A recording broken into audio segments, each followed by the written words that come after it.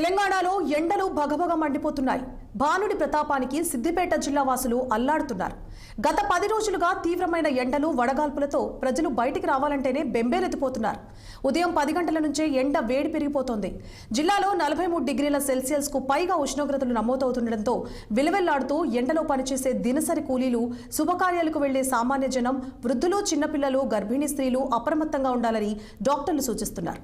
ఎండ దెబ్బను నిర్లక్ష్యం చేస్తే ప్రాణాపాయం సంభవించే అవకాశం ఉందంటోన్న డాక్టర్ ఫణీందర్ రెడ్డితో మా ప్రతినిధి ఫేస్ టు ఫేస్.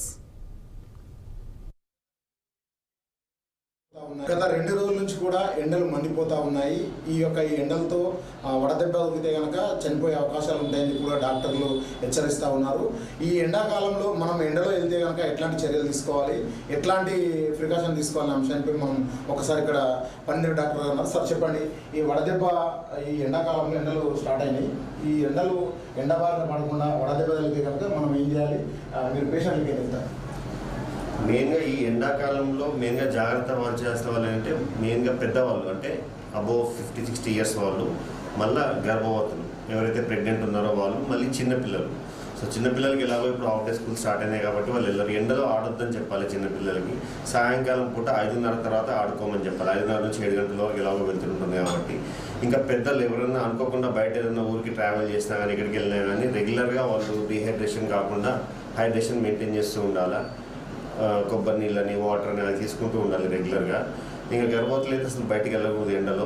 ఒకవేళ అనుకోకుండా మన ఎండలో వెళ్ళినా కానీ రెగ్యులర్గా వాళ్ళు కూడా ఈ శీతల పానీయాలు తీసుకుంటూ ఉండాలి. అంటే ఒళ్ళు చల్లబరుచుకోవడానికి, డిహైడ్రేషన్ కాకుండా హైడ్రేషన్ మెయింటైన్ చేసుకోవడానికి. సార్, ఇప్పుడు అనుకోకుండా ఎండలో వెళ్తే కనుక వడదెబ్బ సోకిన తర్వాత వాళ్ళు ఎట్లాంటి జాగ్రత్తలు తీసుకోవాలి? ఒకవేళ అనుకోకుండా ఎండలోకి వెళ్ళి వాళ్ళకి ఎండ దెబ్బ తగిలినట్టు అంటే ఆటోమేటిక్గా వాళ్ళకి తెలిసిపోతుంది. బాడీ మొత్తం సివియర్ స్వెట్టింగ్ రావడము, మొత్తం నీరసించిపోవడము, చెమటలు రావడము, పడిపోయేటట్టు, స్పృహ కోల్పోయినట్టు పరిస్థితులు కూడా వస్తాయి. ఆ టైంలో ఏం చేయాలి అంటే వెంటనే చల్లటి ప్రదేశానికి వెళ్ళి ఫస్ట్ రెస్ట్ తీసుకోవాలి. ఒక చెట్టు ఏమైనా ఉందనుకోండి, నీడకి వెళ్ళి కూర్చోవాలా, చల్లగా ఏమైనా తీసుకోవాలా, చల్లటి ఏదైనా కర్చీఫ్ కానీ రుమాలు కానీ చల్లగా తీసుకొని నీళ్ళని తడుపుకొని తల మీద వేసుకొని కొంచెం రెస్ట్ తీసుకోవాలా. కొబ్బరి నీళ్ళు ఏదైనా తీసుకొని కొంచెం బాడీ రిలాక్స్ అయిన తర్వాత ఇంటికి వెళ్ళి కూడా బాగా డీహైడ్రేషన్ ఉంటుంది. ఎండ దెబ్బ అంటే డీహైడ్రేషన్ లెవెల్స్ చాలా ఉంటాయి. దీంట్లో మైల్డ్, మోడరేట్, సివియర్ అన్నది కూడా ఉంటుంది. జనరల్గా అటు ఇటు కొంచెం సేపు ఎక్స్పోజ్ అయితే మామూలుగా మైల్డ్, మోడరేట్ ఉంటుంది. కానీ ఈ బాగా ఎండలో పనిచేసేవాళ్ళు, అంటే ఈ గొర్రెలు కాసేవాళ్ళు కానీ, లేకపోతే రెగ్యులర్ ట్రావెల్ చేసేవాళ్ళు కానీ, బండ్లలో లాంగ్ డిస్టెన్స్ ట్రావెల్ చేసే వాళ్ళకి సివియర్ సన్ స్ట్రోక్ వచ్చే ఛాన్సెస్ ఉంటాయి. వాళ్ళు ఖచ్చితంగా జాగ్రత్తలు తీసుకోవాలి. ఎండలోకి వెళ్ళినప్పుడు క్యాప్ పెట్టుకోవడము, డైరెక్ట్గా మనకి వెడగాలి తగలకుండా కొంచెం ఏదైనా కప్పుకోవడము, హెల్మెట్ వేసుకోవడం అట్లా చూడాలి. రెగ్యులర్గా చల్లని ప్రదేశానికి వెళ్తూ ఉండాలి. అంటే మధ్యలో చెట్టు దగ్గర 5-10 మినిట్స్ హాల్ట్ అవ్వడం అట్లాంటివి చేస్తూ ఉండాలి. సార్, చాలా ఒక డౌట్ సార్, కొంతమంది ఏం చేస్తారంటే ఎండల నుంచి రాగానే డైరెక్ట్ చల్లని నీళ్ళు ఎక్కువ తాగుతారు. దానివల్ల ఎట్లాంటి అవకాశాలు ఉంటాయి, అంటే ఎట్లాంటి ఏం లేదు సార్ దానివల్ల? అంటే బాడీ బాగా డీహైడ్రేట్ అయి ఉన్నప్పుడు సడన్గా వాటర్ తీసుకోవడం వల్ల కూడా కొంతమందికి అప్పుడప్పుడు ఇబ్బందులు జరుగుతూ ఉంటాయి.